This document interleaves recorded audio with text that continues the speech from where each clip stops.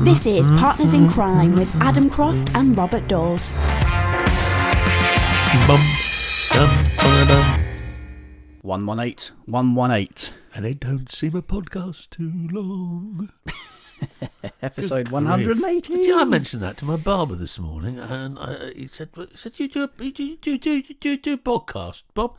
Did you do a podcast? I said, yeah, we're on 118. He said, oh, good grief. He said, how long's that taken you? I said, we've been at it for a couple of years. Yeah, we've been doing it for a while. He said, so what do you talk about? I said, nothing much. That's true enough. Nothing much indeed. Yes, welcome to another episode of Partners in Crime where we talk about nothing much, although today we will be doing lots of talking. I interviewed earlier in the week Geetha Lodge, who we spoke about last week, because we've been reading this wonderful book right here, Watching from the Dark. How does that sound? A couple of fresh notes in there. That sounds interesting. Yes. There was a middle C in there, I think. Yes. God, you've got perfect pitch. I know. Listen to the pop when I said that on mic. Yes. Perfect pitch. I should know better than that. I'll say it off mic. This is the way you're supposed to say it. Perfect pitch as opposed to perfect pitch. Yeah, or you kind of soften it like a ventriloquist, but then it comes out as perfect bitch, which is not much good. Got to look good. So yes, the ebook and the hardback of that were out earlier in the year. The paperback is out yesterday. If you're listening to this on general release, came out on Thursday. Fascinating and funny interview with Geetha. So we'll play that out a little bit later. But have you been up to anything fun this week, Bob? Have I been up to anything? Well, I'll tell you what, another thing. We always start off with the weather. As we know, and it's been lovely, hasn't it? The last few days, we actually had a little barbecue on the Monday for the first time in a long time. And the garden that was lost to us through most of July and certainly virtually all of August came back in this sort of lovely last of the summer wine moment. And what, twice the size, I'm guessing, with all the rain we've had. Do you know what? It's so great. I'm looking out for the first brown leaves of autumn, and there's just the first one I saw yesterday, and I know how quickly it happens. It's an extraordinary thing, isn't it? One minute you're looking at a garden verdant and full, and the next minute it's all brown and gorgeous and marvellous, reds and whatever, and it's gone. And winter is with us. It happens very, very quickly. So yes, I'm just awaiting that. But in the meantime, I've been sitting in the garden very happily and working very hard. Well, if you don't have anything on this weekend, Bloody Scotland is going virtual this year. It's on this weekend. I think we've mentioned it before on the show. There's a series of free events as a result, because obviously it can't happen due to COVID. Bob McDevitt, the festival director, said what began with disappointment and seemingly endless challenges has turned into a genuine opportunity to try something a bit different this year. The festival, he says, has a truly epic scale, from our biggest ever panel featuring no less than 27 authors to a session that will bring 5 continents online together. And there will also be more spotlights for debut and emerging writers than ever before. The festival kicks off today, Friday, and runs until Sunday, with a packed programme of events, including Lee Child pairing up with Val McDermid. How about that? On Sunday night for a Criminal Masterminds event. The McIlvenney Prize Award will be given on Friday night before Jeffrey Deaver presents My Life in Crime Writing. Saturday, Anne Cleeves and Peter May take centre stage. Then we've got 5 Continents of Crime featuring Lynn Anderson, Owen Cam Braithwaite getting mention on the show for I think that's now the 794th episode in a row. Attica Locke, Shamini Flint and JP Pamer. Saturday night, Lawrence Block and Ian Rankin team up for Criminal Masterminds. Wow. And on Sunday, they've got the Never Ending panel between 11 and 3. And I've been on a few of those before. They're a speciality for me. Won't you just shut him up? 27 authors. 4 or 5 will chat on your screen at a time, then one will drop off, a new one will appear, and the conversation will continue. It's a bit harsh. I know. There we are. It's a bit like the Gong Show, isn't it? Yeah, the floor just opens underneath one of them and they disappear. Comes out. Good grief. That will all be streamed live on bloodyscotland.com, where the full schedule is also available, according to Fife Today, which of course I read from cover to cover every weekday or month. You do. I've noticed it around. However often it comes out. You have it delivered solid in paper. I think that's extraordinary. And The paperboy's bloody knackered by the time he gets here. what, from 5? Yeah. I mean, it's the times in which we live. I know. Free tickets for all events can now be booked on Eventbrite, and if you can make a donation for next year, because they're now out of money, please go to bloodyscotland.com/donate or text bloody plus the number of the amount you'd like to give to 70490. So you can text bloody 10 or bloody 20 to 70490. I promise you, that's what they've asked. Well, I mean, this is, again, I mean, it's quite extraordinary. I mean, this awful time we've been in and the restrictions that have necessarily been imposed on our lives because of coronavirus, people have reacted in extraordinary ways, and particularly, I think, in the arts, which I include, of course, quite rightly, literary work. And Bloody Scotland is a fine example of how people have used their maximum creativity and technical knowledge to overcome the many hurdles that we've had to attempt over the last few months. The fact that it's we know all about that, don't we? We certainly do. But I mean, it's quite extraordinary. Okay, it's not a live event, although it pretty much is. And I sometimes think whether certain elements of what festivals and these things have learnt will actually stay as part of any given festival. I mean, it was already there to some degree, panels being filmed and what have you, and people being able to see them. It was part of the main festival, the big festival package anyway.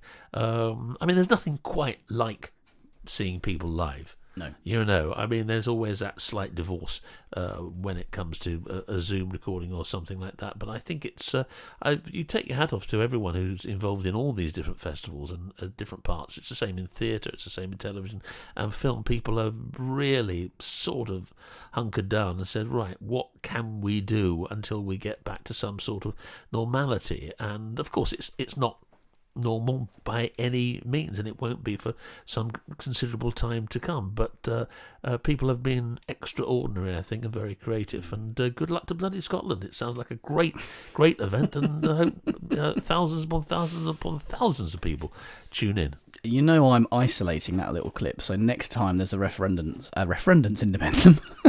That's sick. An independence referendum, not a referendance independent. Referendum. Yes, next time there's a referendance independent, I'm going to take that clip of you saying "Good luck to Bloody Scotland." I'm going to use that as your your support for That's that. after I've donated £20 to Bloody Scotland. Speaking of Scotland, let's stay up there. The Sunday Post carried an article this week about how Andrew James Gregg, the newest author in Scotland's tartan noir crime fiction scene, had an interesting road to publication. He's from Dunblane. He began writing less than 3 years ago, and his debut crime novel, Whirligig, has just been shortlisted for the McIlvenney Prize at Bloody Scotland, which we spoke about earlier. The Sunday Post say, to add a further twist, 65-year-old Andrew used to work at the Stirling-based book festival in his day job as a sound engineer, and in 2014 he fitted up a microphone to William McIlvenney as he prepared to give a talk. And now he is on the prize shortlist. Whirligig is set in a Highland town where a series of murders takes place, pitting a grieving detective against the unknown killer, who leaves intricate clockwork mechanisms carved from bone and wood at every crime scene. Since that was released in March, he's spent his time working on 2 new books, but apparently he doesn't dare to even dream that he can win the McIlvenney Prize. He says, "I was just pleased to be published. I didn't expect any of this. I feel I've already won just by being on the list." You haven't. So I won't even dream of winning, he says. That's not bad. From miking up the talent to becoming the talent, that's a pretty big leap in such a very short period of time. Although I'm sure he was very, very talented when he was miking up the many fine Scottish novelists that turn up at Bloody Scotland. Well, that's very multi-talented man, Andrew James Gregg, and that article in the Sunday Post was written by a journalist with a not very Scottish name at all, of Murray Scougal. Murray Scougal. Where does that come from? A Scougal. I can't begin to imagine where that comes from. Right. Have you got something else, or well, shall we? No, I have got something else actually. Just very quickly, moving on from something we mentioned a few weeks ago now. Peter James's new ITV series Grace has started filming, and of course Paul Heron's has covered it in the excellent The Killing Times. Filming has commenced on ITV crime drama Grace, adapted from Peter James's best-selling novels and written by screenwriter and Endeavour creator Russell Lewis. Starring John Sim, as we know, as tenacious detective Roy Grace, Russell has adapted 2 of James's award-winning novels, which introduce viewers to Brighton-based detective superintendent Roy Grace, a hard-working police officer who has given his life to the job and has a great interest in the supernatural as well. Joining John Sim as filming commences in Brighton are Richie Campbell, who takes the role of DS Glenn Branson, and Raki Ayola as ACC Vosper. It's the first film, Dead Simple, opens with Grace running inquiries into long-forgotten cold cases with little or no prospect of success. He's fixated by the disappearance of his beloved wife Sandy, which haunts his thoughts. His unorthodox police methods have come under scrutiny once again, and Grace is walking a career tightrope and risks being moved from the job he loves most. Well, I mean, that's very exciting. As we know, it's going to be appearing on ITV, and I dare say on many other platforms next year. So good luck to Peter. Not that he needs it, and looking forward to that very much indeed. Speaking of ITV, Yes. I have been watching this week. Yes, I wonder what. Yes, the Who hasn't? ITV series Des, Yes. about the famous British serial killer Des O'Connor. It's No. No. The butt of every Morecambe and Wise joke. yes, you're right. We cannot say that. In fact, we can't confirm nor deny that Des O'Connor is a serial killer, because we just don't know for sure. So it would be wrong for us to say either way. But yes, the series has been on ITV this week with David Tennant. As being absolutely Dennis mesmerising, and the ever brilliant Jason Watkins. Doesn't he look like him though? Oh God! Well, yes. I mean, David Tennant is unbelievable, and also Danny Moyes as the policeman, and a fantastic cast, and a couple interesting for people who watch their crime drama on television. A couple of faces from The Fall turn up as well. I wonder if anyone can, if who's watched both series, will be able to figure out who they are. But it's absolutely quite mesmerising. It's the last one tonight, and we're absolutely hooked. Tennant is just stunning. I can remember, I know that the house, the second house where he was discovered, because I used to live in that part of London, and Amy, my wife, at a different period, about 10 years later, used to. And so we used to very often, in our own little time capsules, pass that house, and it was, this was in the 80s and the 90s, and it was always, that was the house where Dennis Nilsson was. But it's a fascinating story. I think it's brilliantly scripted as well as acted and produced and all the rest of it. And this idea that this man Nilsson was in control from the beginning, writing the script, wasn't surprised when he was discovered. In fact, something I didn't know, of course, because he was, as most people know, discovered when the landlord called in a plumber, Dynarod, to come and deal with some blocked drains, and found all these human bones and remains. What I didn't realise was that Dennis Nilsson, Des, had contacted his landlord to actually set that in process. So the whole thing was planned by him. And as it unfolds in this wonderful relationship with his biographer, played by Jason Watkins, is brilliantly done, I think, in the series, where the biographer arrives thinking he's got most of the power and is doing Nilsson a great favour to tell his story. And as it goes on, you begin to realise that is not the case at all, and it's Nilsson who's in charge and in complete control of the narrative. Excellent! I can't wait for the last one tonight. Lots of the dialogue is actually words that he said as well. I know. I mean, I had no idea that that's what Nilsson was like, and as someone said, it's quite it almost verges, dare I say it, on very black comedy, because you find yourself on a few occasions just laughing, and you go, how can I be laughing at something like this? But Nilsson is so matter of fact, and if the dialogue was taken verbatim from statements and what have you, it's all the more chilling. It is. It really is. So that's an absolute must watch. Yes, it is, definitely. There's ITV on catch up by the time you're hearing this, if you haven't already watched it. Yep. So from Dennis Nilsson to Geetha Lodge then. Yes. Spoke to her earlier in the week about her new paperback, Watching from the Dark, and lots of other fascinating stuff as well. So let's have a little listen to that. Our guest on the show today is an author whose latest tweet detailed the numerous and hilarious ways in which people pronounce her name wrong. So, welcome to Partners in Crime, Guthelia Lodge. Thank you. That's a good one. we had this discussion actually on the show last week when we announced that you were coming on. I hadn't heard anybody saying your name before. I instinctively went for Githa, and Bob thought Geeta. Both of which you mentioned in your tweet are fairly common. But it is Geetha, isn't it? Oh, it is Geetha. And to be honest, it's completely understandable. And I will pretty much accept anything around there because it doesn't look anything like it sounds. And it's not a name that you've likely to have seen before.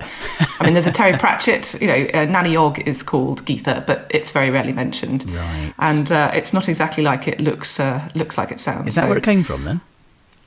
Actually, it's my parents hadn't read any Terry Pratchett, but they really like a lot of, sort of Norse mythology and sort of related ideas. So it's a Norse name by root and comes from a rune. And they tell me that they intended for it to mean a gift because that's sort of one of the meanings of it. But the other one is much more exciting because it also means woe, misery, and misfortune. Yes. And I figure, as a crime writer, that's much better. So let's go with that one. A very evocative name. I like it. I won't call you Guthelia. I will go for Geetha. And in all seriousness, Geetha has awards and accolades indeed coming out of her ears, which you'll be able to see if you're watching this episode as one of our Patreon supporters. Her debut novel, She Lies in Wait, was a huge success when that came out last year. It was translated into 12 languages and was chosen as one of Richard and Judy's book club picks. And for those of you who are in America or overseas, Richard and Judy are essentially TV's answer to Adam Croft and Robert Dawes. Spot on. You became an instant Sunday Times bestseller with that book, with She Lies in Wait. But before that, you'd already had great success as a playwright, hadn't you? Well, I spent 7 years as a playwright, and I definitely learned a huge amount from the experience. I mean, we, as a company, because I had my own theatre company, picked up quite a few awards, which was brilliant. But it was definitely, it was a hugely useful learning process. I'll tell you one thing about theatre, which is that everybody has an opinion. Every single person at every point has an opinion, and it was the best way, I think, to start dipping my toes into writing because you don't get away with anything.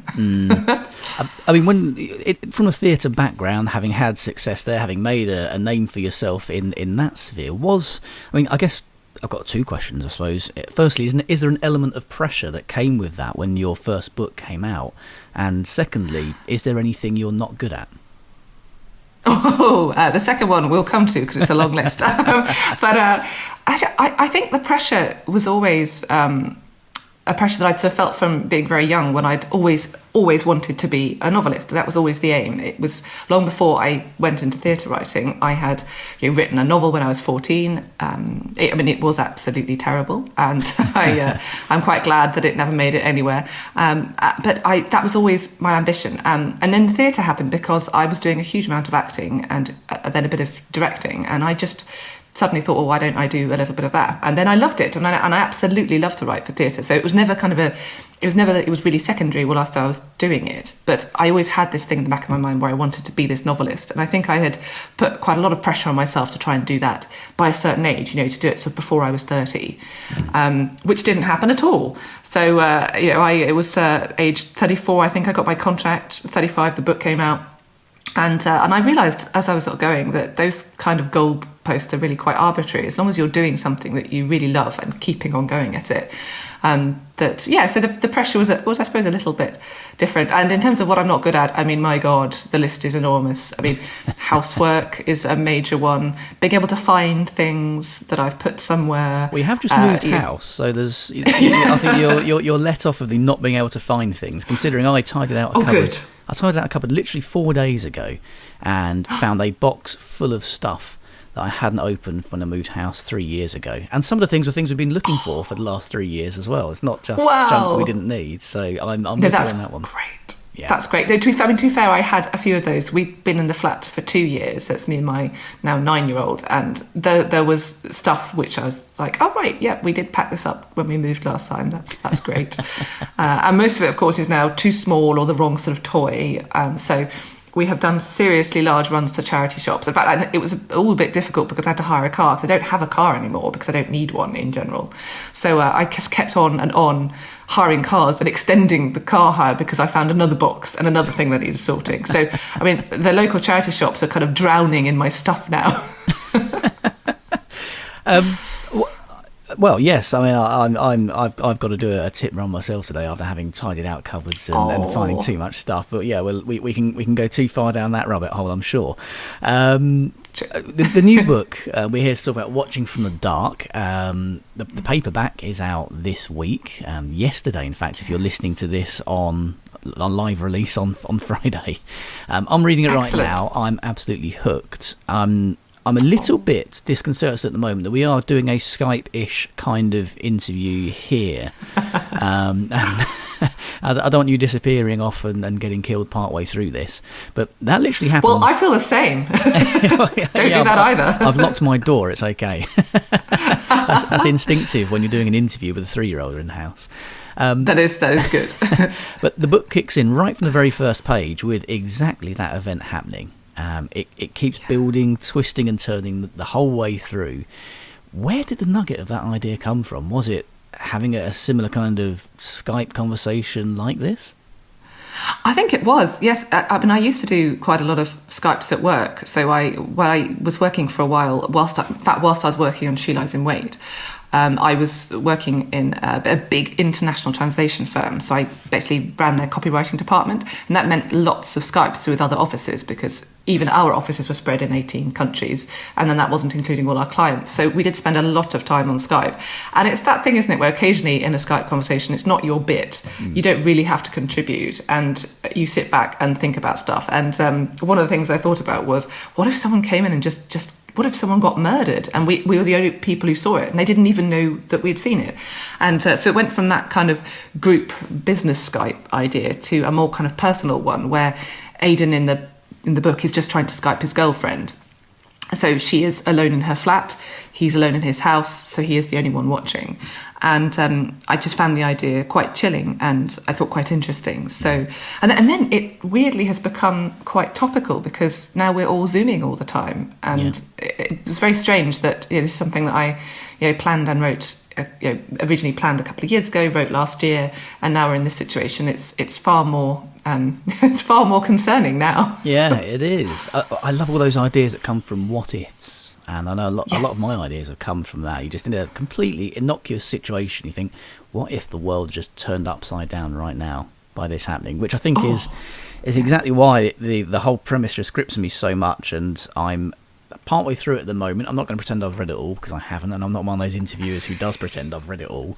But you're great. I'm a good part of the way in, and we've got Sunshine due today. So after my tip run, I'm going to try and get a lot more of it done. Oh, you're lovely. But it is out now, if you're listening on general release, and I hear we're due to get more DCI Jonah Sheens next year, aren't we?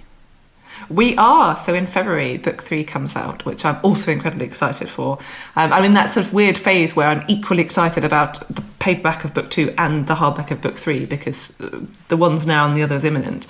But I'm sort of, I think this week getting to talk a little bit more about what actually goes on in book 3 because I have been waiting with. I'm not a patient person. I hate having to wait to tell people things, and I've sat there kind of itching to talk about the concept. So I'm hoping that this week I'm allowed. Oh, right. Well, I won't push you too much on that if you're not allowed to say anything yet. But as soon as you are, do let us know. We'll get you back on and find out some more about that. That would be fab. That would be fab. Agatha, we like to end Partners in Crime interviews on a friendly note. And when I was reading up about you, I noticed that you're what some people would call a gin connoisseur. Now, just to explain to our American and other overseas listeners, gin connoisseur is another way of saying alcoholic. Well, to be fair, you're a writer and a single So spot mother, on. so frankly, I'd be more surprised if you weren't an alcoholic. Exactly right. But instead of ending on a book recommendation, let's have a gin recommendation from you. So, in your opinion, gin connoisseur, Geetha Lodge, what's the best gin out there right now? Oh, for me, it's actually amazingly one that's made here in Cambridge. It's called Japanese gin, and it's made by the Cambridge Gin Distillery. And it's extraordinary. It really is. It's got lots of wonderful botanicals in, but it's one of those gins that you can just drink on its own and you'd be quite happy, which is, I think, a real rarity. So I can't recommend it enough. And I'm very sad that my favourite bar no longer serves it, because it was one of the main reasons for going there was to be able to actually drink it whilst I was out and about. Well, I'm sure you can find another reason. I'm sure I can. Well, thank you for joining us this week. As soon as you're allowed to talk about the next book, we'll definitely get you on to find out more about that too. But for now, everyone should certainly go out and buy Watching from the Dark, which I'm loving and hoping to very shortly start to finish, if that makes any sense whatsoever. Thank you for joining us this week, Geetha. Wonderful. Lovely to be here. Thanks.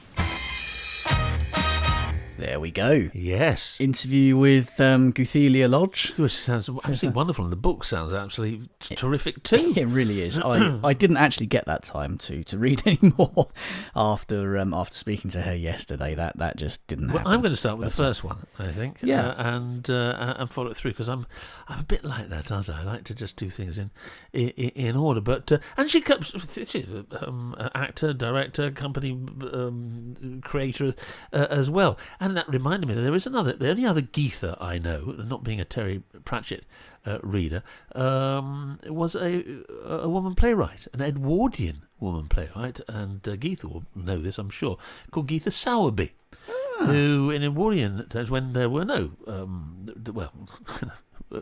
women playwrights or whatever, she wrote a play called Rutherford and Son, which I did in the theatre company when I was at the New End. We'd seen it at RADA, where it had sort of been discovered by the librarian there.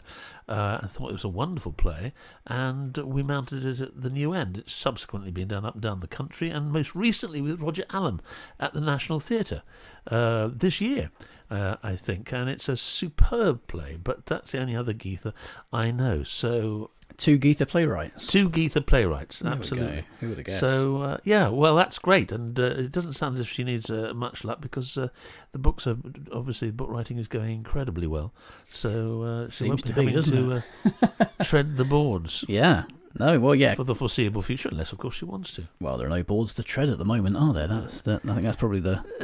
No. Well, you see, there we are. I mean, headlines this week. Six West End theatres opening, Bristol Old Vic announcing a season and whatever. So people have been coming up to me and saying, oh, it's great, theatres are back. And I've been going, no, they're not. The West End theatres are opening. Nika Burns, who's the extraordinary theatre producer, has said we are opening these theatres. We're not going to be making any profit. We'll probably be losing money, but we are doing it following safety, social distancing, and what have you. We are doing it to keep some sort of continuity of theatre going. And it's an investment more than anything else. So theatres are far from opening, even when theatres are announcing their seasons. It's all done within a very, very tightly controlled social distancing regime, quite rightly, and all the rest of it. But theatre is not back to normal. Theatre is suffering tremendously. Television is trying to get back, but it's struggling as well. Filming exactly the same sort of thing. It has all got down to a snail's pace. So things are really very far from being all right in those particular mediums. And of course, people, like many other industries, are suffering and finding themselves unemployed and really struggling. So when someone says, "Isn't it great? I hear that theatres are opening," I go, yes, it is extraordinary. Like the Bloody Scotland Festival, people are using their ingenuity, creativity and technical skills to actually keep their medium, their art form going as best they possibly can, but we are very, very, very far from any sense of normality. And they're getting bored at home as well, I imagine. Yes. Probably helps. Well, they can read books. They can, and they absolutely should. By the way, something I haven't mentioned yet on the show, which I probably should, is that if you like the sound of any books we talk about today, or if you just fancy a hefty discount, then head over to Kobo.com. They very kindly sponsor this podcast, and if you enter the promo code CRIME at the checkout, they'll give you 90% off of your first ebook bought from them. And if you've already used that code, then follow the link in the show notes and enter the promo code PARTNERS for 40% off of some selected titles. And you don't need one of their e-readers. You can use the free app for your mobile phone or tablet, but I would strongly recommend you do get one. So that's it. You're reading, watching, mate. bless you, watching from the dark, on the train to work, on your phone, downloaded from Kobo. Or while you're heading to the theatre. Or, well, that would be nice. Well, wouldn't it? Yes. Right, I think we're Yes, that would about be there nice. for the main show. I think we're going to have a hefty Arsenic and Old Lace this week, which is our after-show. We essentially do 2 episodes a week, back to back. The second one is only for our patrons, and it's also a video episode, so you get to watch us, and you get to watch all the episodes in video.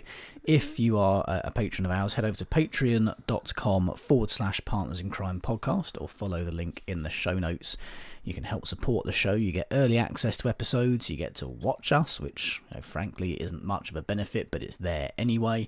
And you get all sorts of other goodies as well. So, Just watching that interview, that was quite interesting. And I know you have a very, thank goodness, firm grip on producing these things. But I was very impressed by the fact that your interview with Geetha was colour coordinated as regards dress. Yeah, we were both in Partners in Crime Red. You both in Partners in Crime Red. And in aid of the television continuity, I'm wearing the same red top today. Just to make sure we got the continuity. It's all thought through, isn't it, is, Mr. Croft? Yeah, it's all. It's well, it's very impressive. I, of course, have let the side down with my usual blue.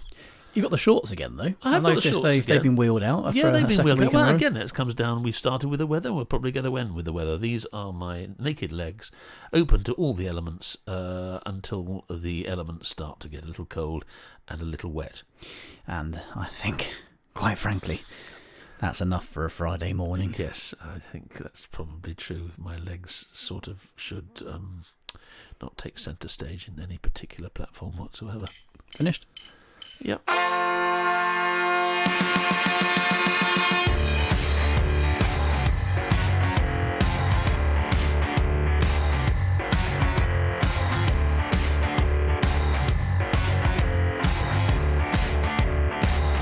Partners in Crime was presented by Adam Croft and Robert Dawes and produced by Adam Croft. The theme tune was by the Caesareans. The Partners in Crime logo and imagery were designed by Stuart Faish. Partners in Crime is sponsored by Kobo, your favourite local bookshop, perfected.